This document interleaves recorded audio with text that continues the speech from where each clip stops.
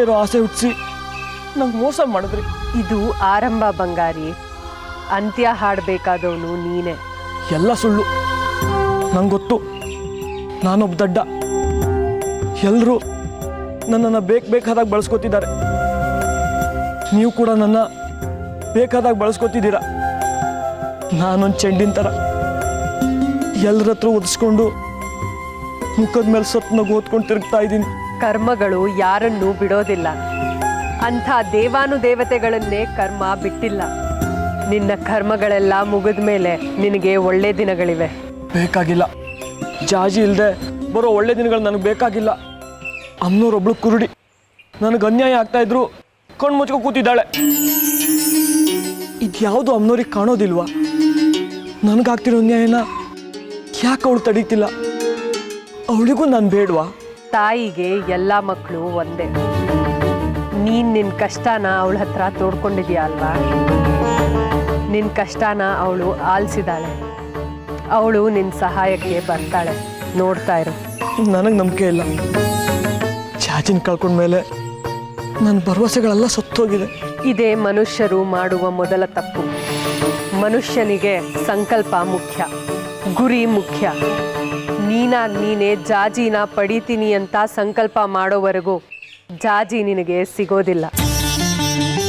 ಜಾಜಿ ನಿನಗೆ ಸಿಗಬೇಕಾದ್ರೆ ನೀನು ಮೊದಲು ಹಠ ತೋಡು. ನಾನೇ ಮದುವೆ ಆಗೋದು ಅಂತ ದೃಢ ನಿರ್ಧಾರ ಮಾಡು. ಇದಕ್ಕೆ ಅಮ್ಮನವರ ಸಹಾಯ ಕೇಳು. ಅಮ್ಮನವರು ನಿನಗೆ ಶಕ್ತಿ ತುಂಬ್ತಾರೆ. ನಿನ್ನ ದಾರಿ ಸ್ಪಷ್ಟವಾಗತ್ತೆ.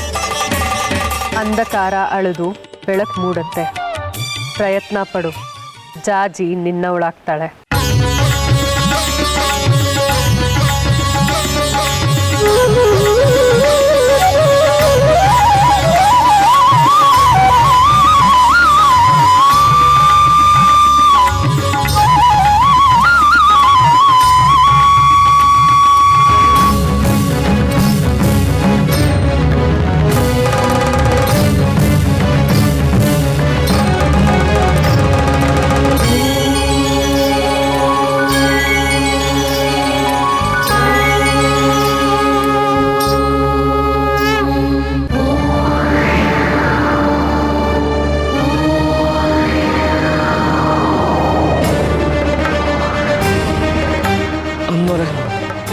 ನಾನು ಜಾಜಿನ ಮದುವೆ ಆಗಿ ಆಗ್ತೀನಿ.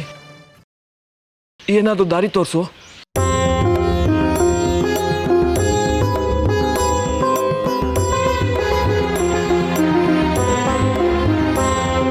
ನಡಿ.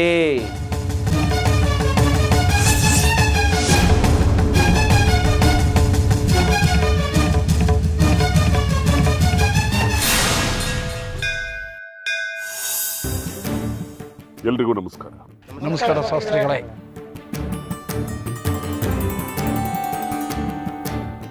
ಒಂದು ಶುಭ ಸಮಾಚಾರ. ಯಾವುದೇ ಸಮಾಚಾರವಾಗಲಿ ನಿಮ್ಗಳ ಹತ್ರ ಹಂಚಿಕೊಳ್ಳದೆ ಇನ್ಯಾರ ಹತ್ರ ಹಂಚ್ಕೋಬೇಕು. ಈ ದೇವಸ್ಥಾನದ ಭಕ್ತಾದಿಗಳಾದ ನಿಮ್ಮಲ್ಲೇ ನಾನು ಎಲ್ಲ ವಿಷಯಗಳನ್ನು ತಿಳಿಸ್ಕೋಬೇಕು. ನಿಮ್ಮೆಲ್ಲರ ಹಾರೈಕೆಯಿಂದಾನೇ ನಾನು ಇಷ್ಟು ವರ್ಷಗಳ ಕಾಲ ಈ ದೇವಸ್ಥಾನದ ಮುಖ್ಯಸ್ಥನಾಗಿ ಮುಂದುವರಿಯೋದಕ್ಕೆ ಸಾಧ್ಯವಾಗಿದೆ. ಈಗ ನಾನು ಹೇಳಿಕೊಟ್ಟಿರೋ ಶುಭ ಸಮಾಚಾರ ಏನಪ್ಪಾ ಅಂತಂದ್ರೆ, ನನ್ನ ಮಗನ ಮದುವೆ. ಇಷ್ಟು ವರ್ಷಗಳ ಕಾಲ ವಾರಣಾಸಿಯಲ್ಲಿದ್ದು ಈಗ ಹಿಂದಿರುಗಿ ಬಂದಿರತಕ್ಕಂಥ ನನ್ನ ಮಗ ಚಂದ್ರಾಧರನ ಬಗ್ಗೆ ನಿಮ್ಗೆಲ್ರಿಗೂ ಗೊತ್ತೇ ಇದೆ. ಅವನಿಗೆ ಮದುವೆ ವಯಸ್ಸು. ತಂದೆಯಾಗಿ ನನ್ನ ಕರ್ತವ್ಯವನ್ನ ನಾನೇ ನಿಂತು ಮುಂದುವರಿಸ್ತಾ ಇದ್ದೀನಿ. ಕನ್ಯೆ ಯಾರು ಅಂತ ನೀವು ಯೋಚನೆ ಮಾಡ್ತಾ ಇರ್ಬೋದು. ಇದೇ ಊರಿನ ನನ್ನ ಗೆಳೆಯರಾದ ಶಂಕರಶಾಸ್ತ್ರಿಗಳ ಮೊಮ್ಮಗಳು ಹಾಗೂ ಪ್ರಸಾದದ ಶೇಖರಿ ನಿಮಗೆ ಗೊತ್ತಿರಬೇಕು. ಅವರ ಮಗಳು ಚಾಚಿ, ಸದ್ಗುಣಿ, ಸುಶೀಲೆ ಹಾಗೂ ತ್ರಿಪುರ ಸುಂದರಿ ಅಮ್ಮನವರ ಮಹಾನ್ ಭಕ್ತಿ. ಅಂತಹ ಕನ್ಯಾಮಣಿ ನಮ್ಮ ಮನೆ ತುಂಬೋದಕ್ಕೆ ಬಂದ ಇರೋದು ನಮ್ಮ ಸೌಭಾಗ್ಯ. ಮುಂದಿನ ದ್ವಾದಶಿಯಂದು ನಾನು ಮತ್ತೆ ಶಂಕರ್ ಶಾಸ್ತ್ರಿಗಳು ಇಬ್ಬರೂ ಸೇರಿ ನನ್ನ ಮಗ ಚಂದಾದರ ಹಾಗೂ ಜಾಜಿ ಮದುವೆಯನ್ನ ನಡೆಸ್ತಾ ಇದ್ದೀವಿ. ಲಗ್ನ ಪತ್ರಿಕೆ ಸಿದ್ಧವಾಗಿದೆ. ನಾನೇ ಖುದ್ದಾಗಿ ನಿಮ್ಮಗಳ ಮನೆಗೆ ಬಂದು ಲಗ್ನ ಪತ್ರಿಕೆಯನ್ನು ಕೊಡ್ತೀನಿ. ಅದಕ್ಕೂ ಮುಂಚೆ ಅಮ್ಮನವರ ಸನ್ನಿಧಿಯಲ್ಲಿ ನಿಮಗೆಲ್ಲರಿಗೂ ತಿಳಿಸಬೇಕು ಅನ್ನೋ ಇಚ್ಛೆ ನಂದಾಗಿತ್ತು. ದಯವಿಟ್ಟು ಎಲ್ಲರೂ ಮದುವೆಗೆ ಬನ್ನಿ, ವಧೂವರನ್ನ ಆಶೀರ್ವದಿಸಿ. ಖಂಡಿತ ಬರ್ತೀವಿ ಶಾಸ್ತ್ರಿಗಳೇ. ಯಾರೂ ತಪ್ಪಿಸ್ಕೊಳ್ಳೋ ಹಾಗಿಲ್ಲ, ಬಂದು ಹರಿಸಬೇಕು.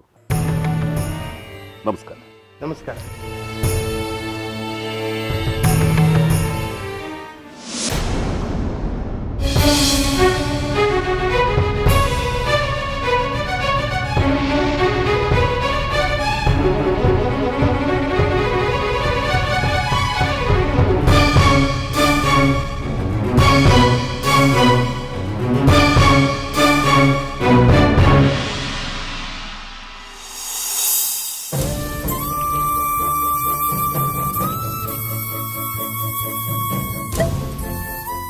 ಇವತ್ತಿಡೀ ಮನೆಯವ್ರ ಸಮ್ಮುಖದಲ್ಲಿ ಶಂಕರಜ್ಜನ್ ಮುಂದೆ ನಿನ್ನನ್ನು ಕರ್ಕೊಂಡು ಹೋಗಿ ನಿಲ್ಲಿಸ್ತೀನಿ.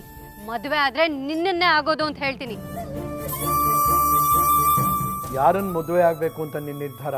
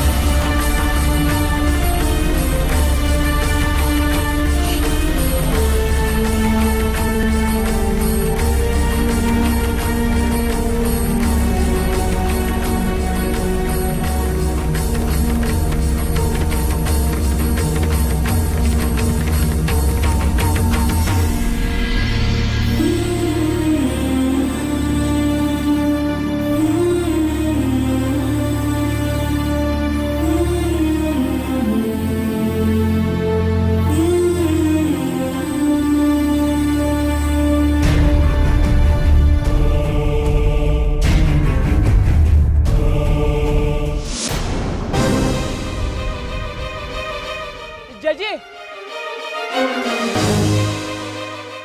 ನಿಂತ್ಕೋ ಜಜ್ಜಿ, ನನ್ನ ಹತ್ರ ಮಾತಾಡ್ಬೇಕು. ನಾನು ನೋಡ್ದೇ ಇರೋ ತರ ಹೋಗ್ತಿದ್ಯಲ್ಲ, ನೀನ್ ಏನ್ ಮಾಡ್ತಿದ್ಯಾ ಅಂತ ಪ್ರಶ್ನೆ ಇಲ್ವಾ ಜಜ್ಜಿ ನಿನಗೆ?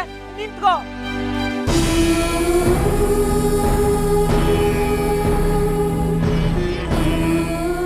ನಾನು ನಿನ್ನ ಹಿಂದೆನೆ ಬಂದು ನಿನ್ನ ಹತ್ರ ಮಾತಾಡ್ಬೇಕು ಅಂತ ಹೇಳ್ತಿದ್ದೀನಿ ತಾನೆ, ಆದ್ರೂ ನೀನು ಹೋಗ್ತಾನೆ ಇದೆಯಲ್ಲ, ಕೇಳಿಸ್ತಿಲ್ವ ನಾನು ಮಾತಾಡ್ತಿರೋದು? ನಿನಗಿಷ್ಟ ಬಂದಂಗೆ ಮಾಡ್ತಾ ಇದ್ರೆ ನಾನು ನೋಡ್ಕೊಂಡು ಸುಮ್ಮನೆ ಇರ್ಬೇಕಾ? ಏನಾಗಿದೆ ನಿಂಗೆ? ಮಾತಾಡು.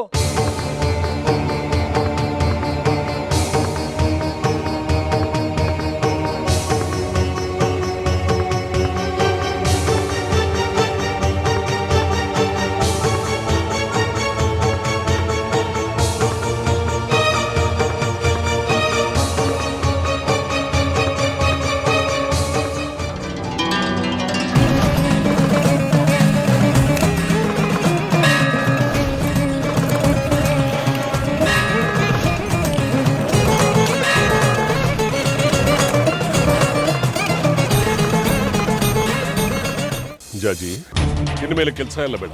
ಮಾವ ನೋಡಿದ್ರೆ ಧರ್ಮಾಧಿಕಾರಿ, ಸೊಸೆ ನೋಡಿದ್ರೆ ದೇವಸ್ಥಾನದಲ್ಲಿ ಕಸ ಗುಡಿಸ್ತಾಳೆ ಅಂತ ಹೇಳಿ ಜನ ತಲೆಗೊಂದು ಮಾತಾಡ್ಕೊಂಡು ನನ್ನ ಬಗ್ಗೆ ಆಡ್ಕೊಂಡು. ಇನ್ನಂಥವ್ರು 1000 ಜನ ಬಂದ್ರು ನನ್ನನ್ನು ಏನು ಮಾಡೋದಕ್ಕಾಗಲ್ಲ. ಅದು ಹೇಗೆ ಮದುವೆ ಆಗ್ಬಿಡ್ತೀಯೋ ನೋಡೇ ಬಿಡ್ತೀನಿ.